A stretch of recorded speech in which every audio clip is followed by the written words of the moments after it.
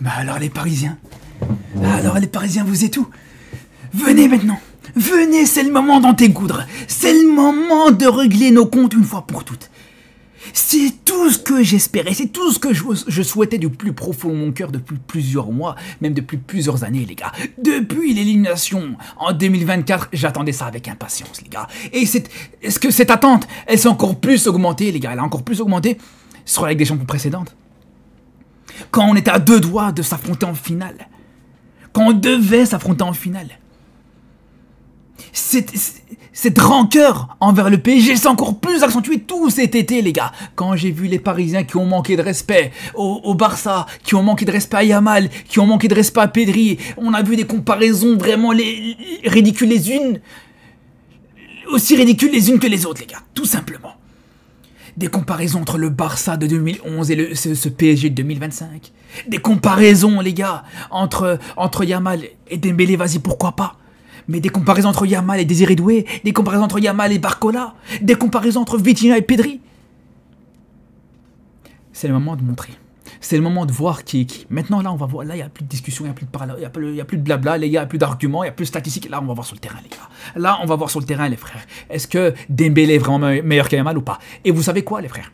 Donnez un ballon d'or à Dembélé seulement. Donnez-lui, les gars, son ballon d'or. Donnez-lui son ballon d'or. Il va se faire taper avec son ballon d'or, même. Comme ça, c'est encore mieux. Ça aura encore plus de saveur, les gars.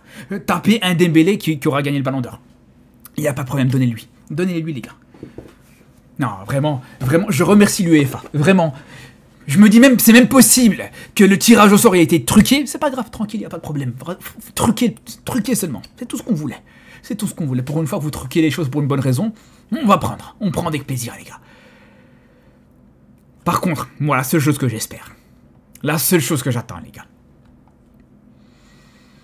c'est tout simplement que le Camp Nou sera prêt pour ce match.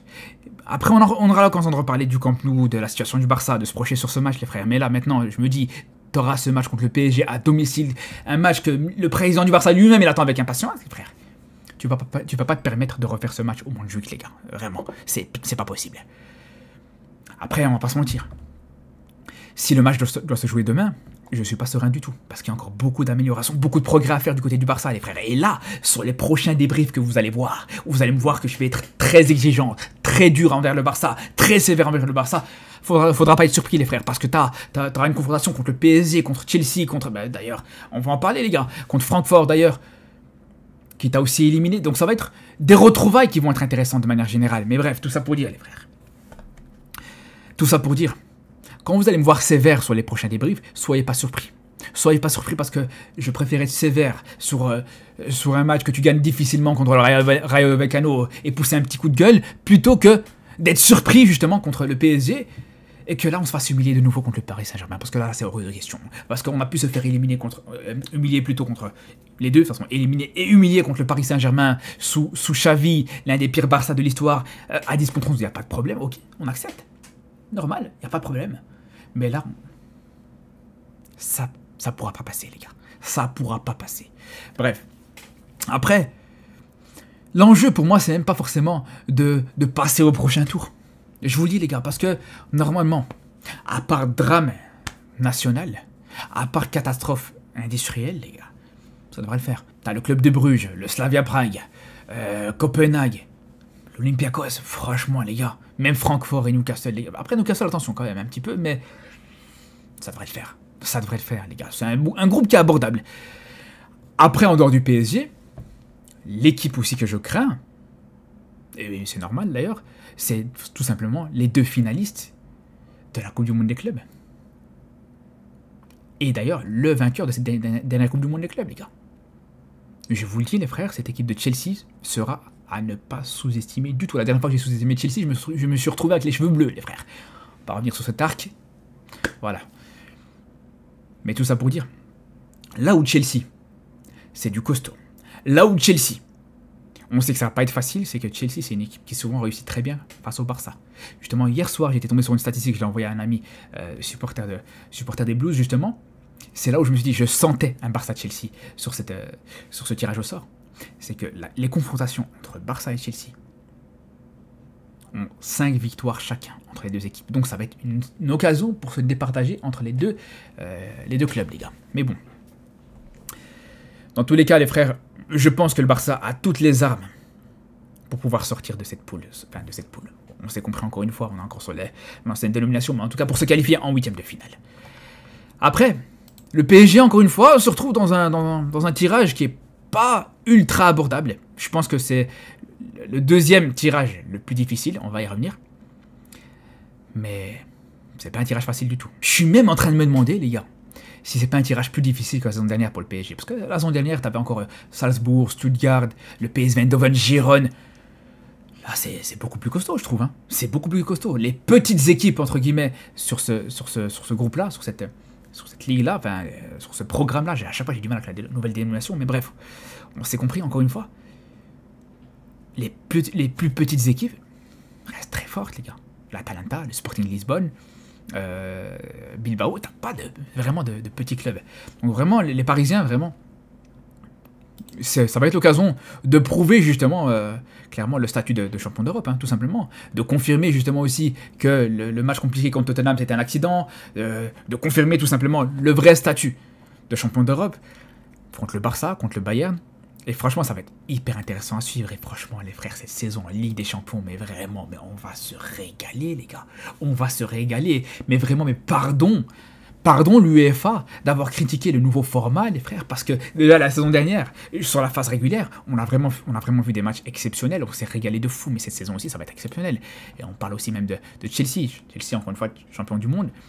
Là aussi, un Barça-Chelsea, Bayern-Chelsea, même si voilà, je pense que pour les Blues, ça va être là aussi un parcours assez favorable, mais là où, pour moi, il y a une équipe qui s'en sort très mal.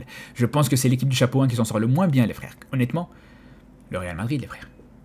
Les Madrilènes, franchement, si même ils se font éliminer, ou ils se retrouvent encore une fois barragistes, en tout cas, ça me surprend pas. Vraiment, ça me surprend pas du tout, les frères. City, Liverpool, la Juve, Benfica, Marseille, Monaco. Est-ce qu'il y a vraiment là aussi un petit club? Là aussi, je pense que c'est un tirage peut-être plus difficile que la saison dernière. Là aussi, eux aussi, ils avaient Stuttgart. Ils avaient aussi Salzbourg, ils avaient des équipes assez... ils avaient Brest. Là, tu vois, les plus petites équipes, c'est Marseille, Monaco. Et la dernière équipe, bon, à la limite, voilà, l'équipe de Kairat, je crois que c'est une équipe de Chypre, si je dis pas de bêtises. C'est l'équipe pour moi qui sera le plus abordable pour le Real Madrid. Mais en dehors de ça, les gars, encore une fois, on peut même dire le nouveau classique, hein, un des classiques en Ligue des Champions, City Real, ça aussi, ça va être exceptionnel et hyper intéressant à suivre, en espérant que City se refasse une santé depuis la dernière confrontation. Et je pense que vraiment Guardiola, il aura vraiment à cœur de se venger de ce qui s'est passé la saison dernière, les gars, clairement. Après, pour le reste, voilà, on a aussi l'équipe de Liverpool. Pour moi, Liverpool, je pense que c'est, avec le Real Madrid et le PSG, l'équipe qui a le parcours le plus compliqué, clairement. Là aussi, il n'y a pas de petites équipes. Il n'y a pas d'équipe, à part Karabag. Et encore, les gars, Karabag, c'est pas facile, c'est pas un déplacement facile. Mais pour le reste, Galatasaray qui se renforce très bien. Pour la saison prochaine, ils sont en train de faire un mercato de fou qui est en train de se terminer. Ils ont recruté encore Singo aujourd'hui. L'OM encore une fois. PSV Eindhoven, Francfort. Bref, c'est du costaud. Pour le reste, voilà. Dortmund, c'est voilà, un tirage très facile. Dortmund, City, Bayern et l'Inter d'ailleurs sont sur un tirage facile. Mais justement, on a parlé de Marseille. Force à eux. Force à eux. On a parlé de Marseille justement qui était dans ce tirage pour affronter Liverpool et pour affronter le Real Madrid. Mais d'un point de vue marseillais et sur la POV marseillaise, waouh, c'est dur. Déjà affronter ces deux morceaux, c'est pas facile. Mais en plus de ça, les gars, l'Atalanta, voilà, c'est une équipe en plus qui affronte souvent l'OM, Newcastle, l'Ajax. Bon après, t'es chapeau 2 côté marseillais. Fallait t'attendre à avoir clairement des adversaires très redoutables. Mais ça va pas être facile. Je pense que pour les Marseillais, pour moi, franchement, ça serait un véritable miracle, ne serait-ce que de se qualifier en barrage, les gars. Comme ça, vous savez. Ce serait un véritable miracle. Surtout avec le début de saison. Tonitruant du côté de Marseille. Ça, on en a parlé. L'affaire Rabiot, tout ça. Mais bref. En tout cas, les frérots, on a hâte de suivre tout ça. On a vraiment hâte de suivre tout ça. Que ce soit en live pour tous ces matchs-là qu'on aura l'occasion de suivre ensemble sur Twitch comme d'habitude. Et les débriefs qu'on aura l'occasion de faire comme d'habitude aussi. Sur ce, je vous dis à très vite et sur celui-ci là, les gars. Prenez soin de vous.